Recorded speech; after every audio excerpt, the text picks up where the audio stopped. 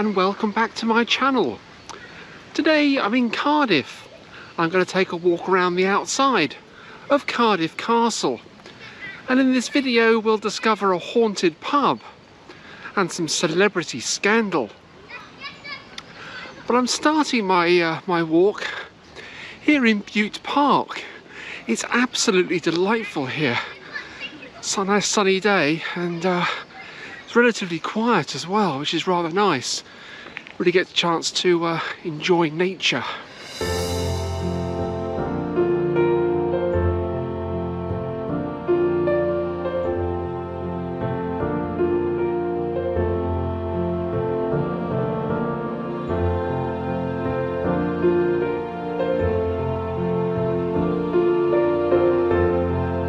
It used to be called Cooper's Field, but it was inherited by the wealthy Bute family, along with the castle, back in 1766. They closed the park in 1855 and turned it into a private garden, but opened up Sophia Gardens in 1847 to the public, which is located on the other side of the River Taff.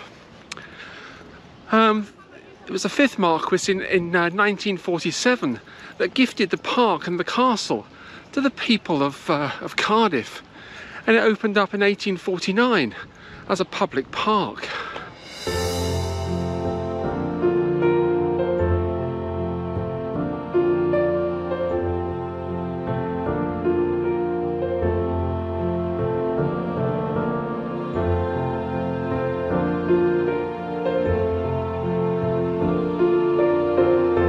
I do like walking through parks because you never know what you're going to find. And here in Bute Park they've got the remains of an old priory. It dates from the 13th century, but like most priories they were dissolved in 1536 by Henry VIII in his act called the Dissolution of the Monasteries. They have a little model here which actually shows what the priory would have been like. The big church and all the surrounding buildings. Must have been quite an impressive structure in its day.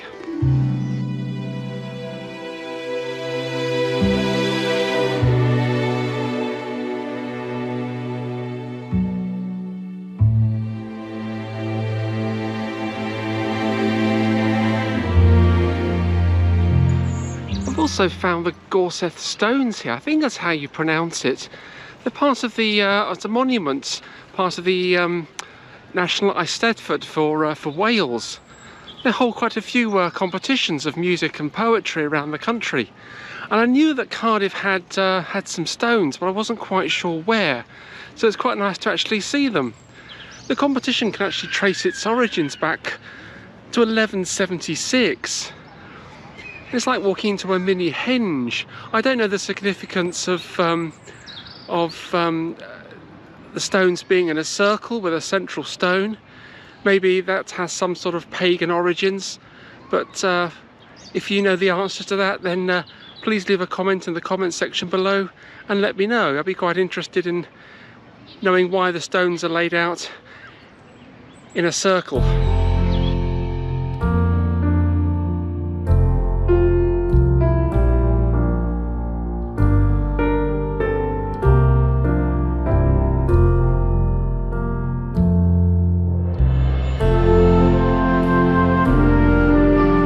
Enjoyable walking through the park. Birds are out singing, and lots of people outside enjoying the sunshine, including loads of screaming kids. Not particularly what I want to hear. I want some peace and quiet, but head out now around the front of the castle and see what else I can discover. But just ahead of me is West Lodge. It was designed by the architect Alexander Roos in the 1860s and designed as a grand entrance into the park, and it's certainly that. Very ornate and very medieval in appearance, but for a modern structure they had a lot of influence to go on. But out into the high street, and it's quite busy actually for a Monday afternoon.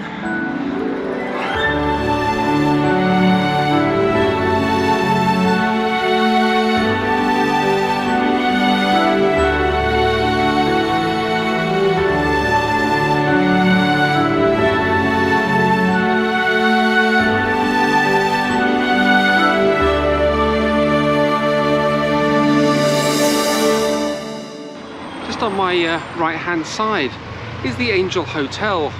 The hotel was built in 1883, but there's been a coaching inn on the site since 1666. The hotel's also had one or two notable guests as well. Gregory Peck stayed there back in 1959, and in 1977 Marlene Dietrich checked in. The Beatles checked in 1963.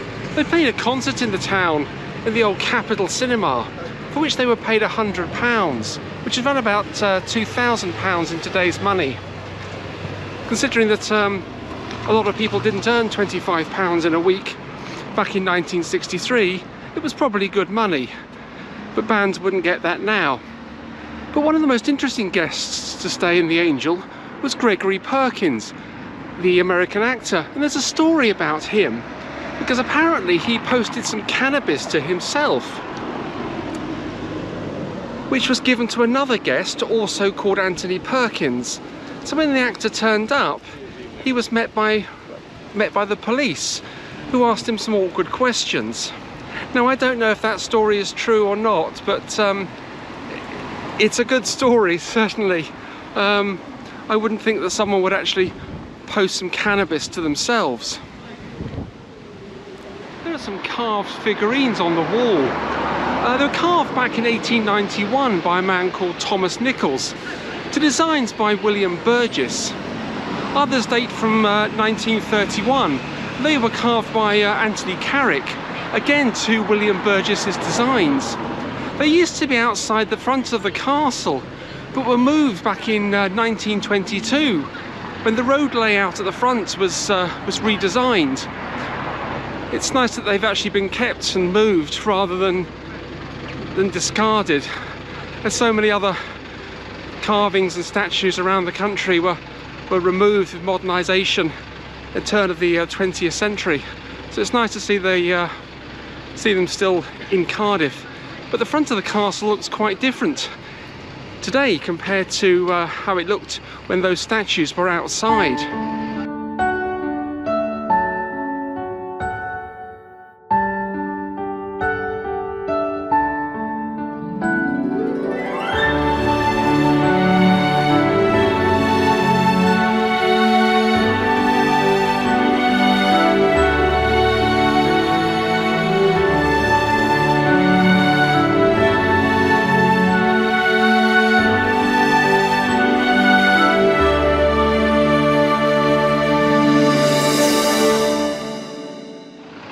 Cardiff Castle really is impressive, not just from the outside but from the inside as well. The castle was completely rebuilt back in, I think it was the 1850s, by the 3rd Marquis of Bute, and when he died the 4th Marquis took over. But on the right hand side is the Rimmer Tavern. It dates from the 1700s and it's actually the oldest pub in Cardiff. It's also one of the haunted pubs in Cardiff as well. It says to be haunted by a sailor who came home and found his wife in bed with another man. The man died shortly afterwards, and it's his ghost that's said to haunt the pub. Well, I've heard that story before in connection with other pubs around the country, so I don't know if it's true or not, or just been borrowed, but it's a good story nonetheless. I've actually heard some Welsh speaking today, people in the park speaking Welsh. It's the first time I've actually heard Welsh being spoken since I've been coming to Wales in the last year or so. I just assumed that everybody spoke English in Cardiff, and the Welsh was spoken up in the valleys and in the mid Wales, but it's really nice to hear it being spoken. It's such a nice language, and I hope that future generations do grow up learning the language and it doesn't just sort of fade away. But yeah, it's really nice. But now I head back round the side of the castle and see what else we can discover. But these old walls really do look so impressive.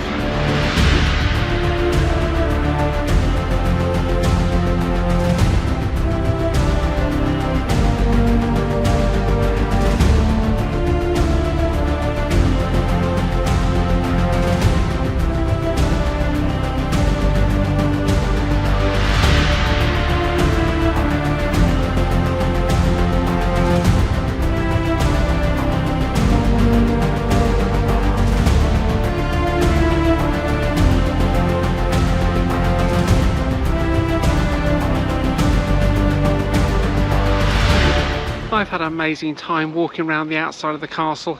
There really is so much to see here, and I can't wait to return. But this is where I end this video. Thank you so much for watching. Don't forget to subscribe and leave a comment so that I know you've seen this video. And I look forward to seeing you on the next adventure.